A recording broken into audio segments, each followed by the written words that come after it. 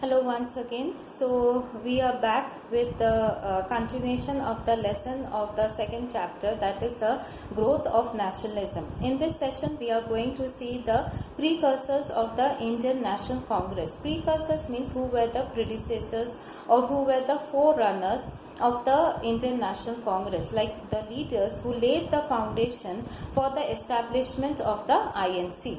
Right. Raja Raman Roy was the pioneer of the political movement in India. So he was the prime leader of the political movement in India.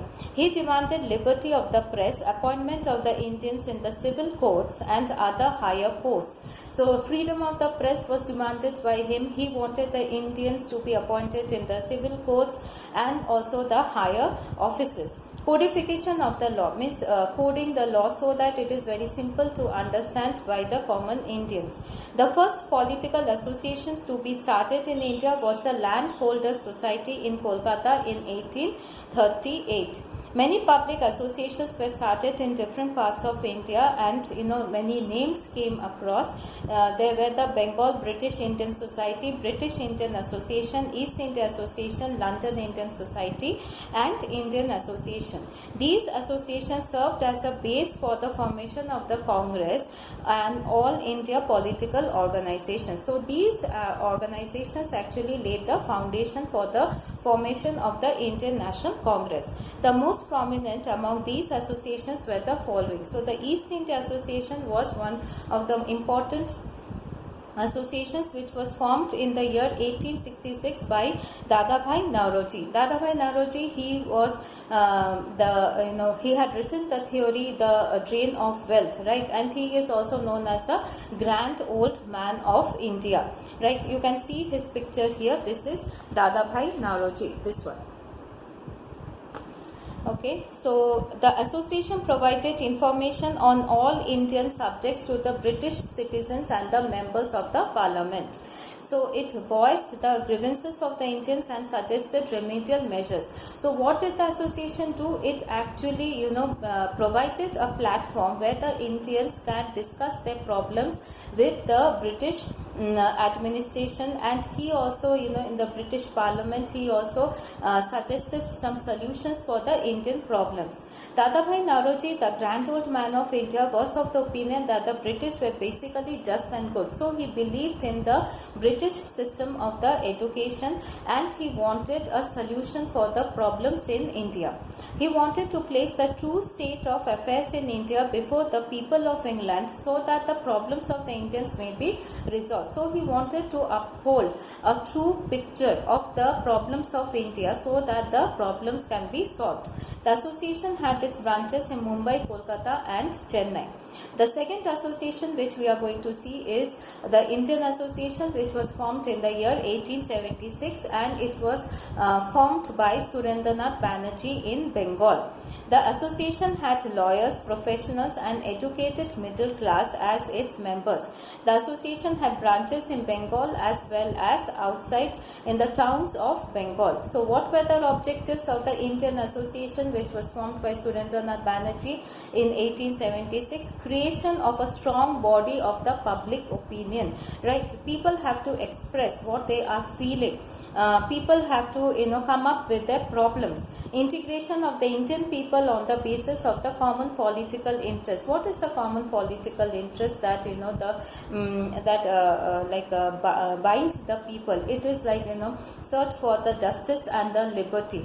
They wanted freedom, they wanted justice for themselves, so they wanted to integrate the Indians on the basis of these two ideals. Promotion of the friendly relations between the Hindus and the Muslims, mass participation in the public movements.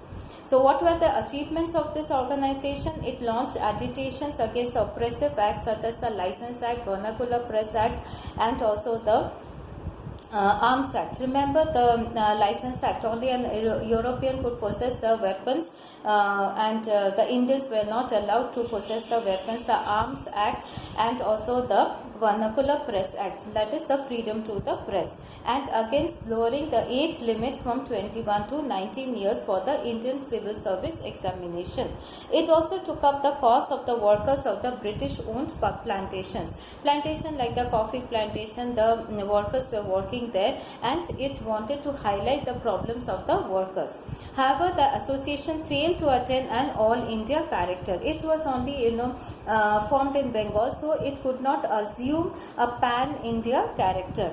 The third association is the Indian National Conference 1883.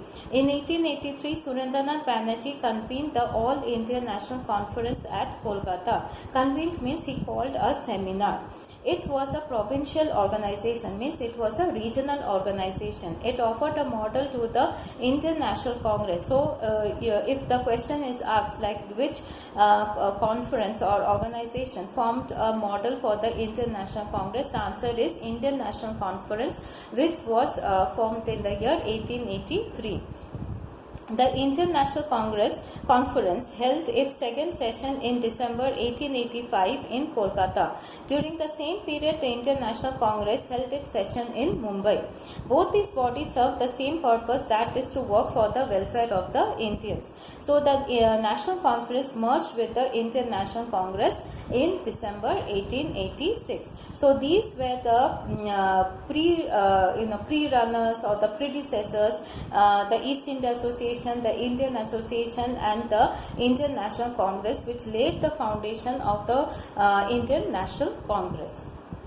Okay, next we are going to see how the Indian National Congress was formed. Various political organizations mentioned earlier were local in character. Local means they were regional in character. However, their activities had prepared the ground for the creation of an all-India political association. While the Indian leaders like Surendranath Banerjee, Dadabhai Naoroji, Firoz Shah Mehta, Badruddin Tayyobi, and Justice Rana Dey were moving towards the formation of an all-India political body, luckily for them, help in this direction came from a strange source. What was the source? It was from A.O. Hume, a retired British member of the Indian Civil Service. He wanted to set up an organization that would draw the government's attention to the administrative drawbacks and such as means to rectify them like solving them. So, in spite of the presence of the leaders like Surendranath Banerjee, Dadabhai Naoroji, Firoz Shah Mehta, a British civil servant named A.O. Hume, he came forward to provide a platform where the grievances and the public opinion could be expressed. Okay, Hume wrote an open letter to the graduates of the Calcutta University asking them to dedicate themselves to the service of the people by forming a union to organize a well-defined course of action. This appeal produced the desired result. So what did he do? He wrote an open letter to the graduates of Calcutta University asking them to provide themselves for the service of the people. Okay, so in the year 1884, Hume, in consultation with the Indian leaders, laid the foundation of the Indian National Union. So, a Indian National Union was formed. The conference of the representatives of the different parts of India was convened by the Union at Pune. So, they all met in Pune in December 25th, 1885. He called a national conference of all the leaders, and a meeting was called. Plague broke out in Pune at that point. Plague means like a contagious disease with high fever and throat infection, and plague broke out at that time. So the meeting of the union was held at Gokuldas Tejpal Sanskrit College, Mumbai from December 28 to 31. 1885 under the presidency of Umesh Chandra Banerjee. So who presided over the meeting? It was presided by Umesh Chandra Banerjee. It was attended by 72 delegates. So here I will show you the picture of A.O. Hume. He is A.O. Hume and this is Surendranath Banerjee. Okay. So, on the suggestion of Dadabhai Naoroji, the name of the union was changed to the Indian National Congress. So, Dadabhai Naoroji suggested that the name of the Indian Union should be changed to Indian National Congress. Thus, the foundation of the Indian National Congress was laid on 28th December 1885. The Viceroy Lord Dufferin favored the formation of the Congress because he wanted it to act as a safety valve for the popular discontent. So the Viceroy Lord Dufferin, he was the Viceroy at that time, he also favored the formation of the Congress because he thought that it would act as a safety valve. Safety valve means a means to express the opinion, right? It is like an outlet for expressing the opinion of the people.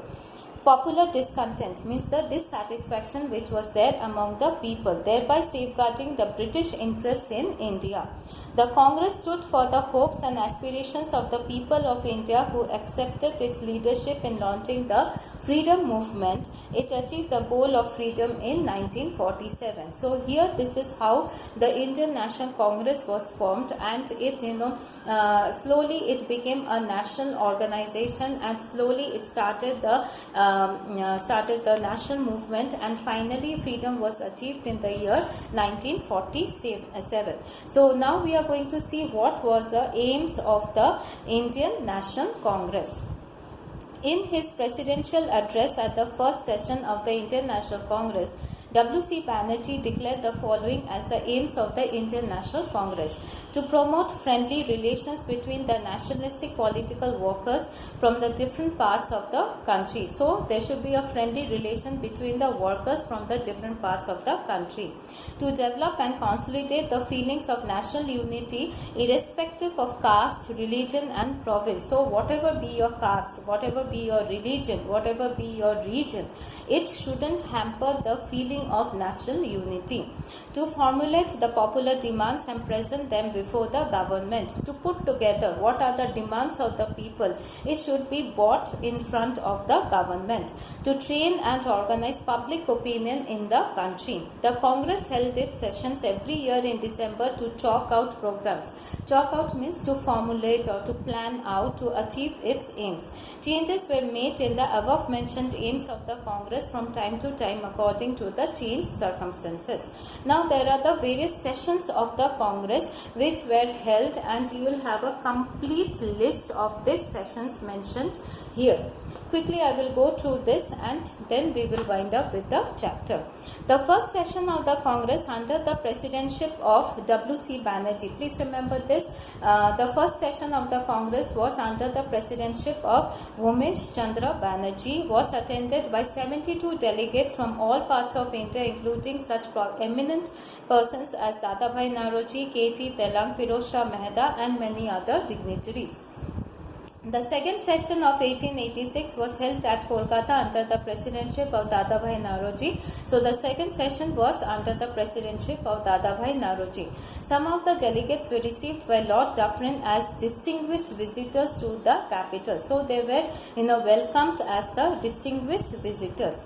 Thereafter, the National Congress met every year in December in different parts of the country, and the number of its delegates soon increased to thousands. Delegates means the people who were participating in the Congress session.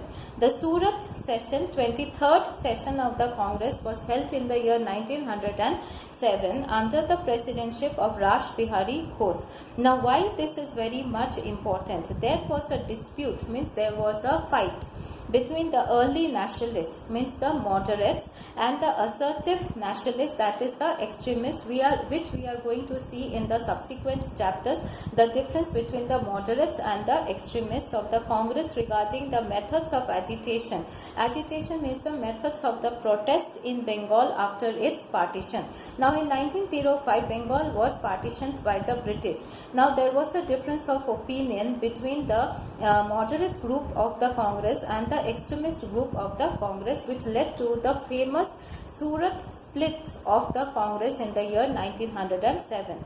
The assertive group was excluded from the Congress nearly for a decade. It was only in 1916 that the two wings of the Congress were united at the Lucknow session. So again they were united in the year 1916 at the Lucknow session. So I hope you have learned a lot from this session. Thank you for watching the video.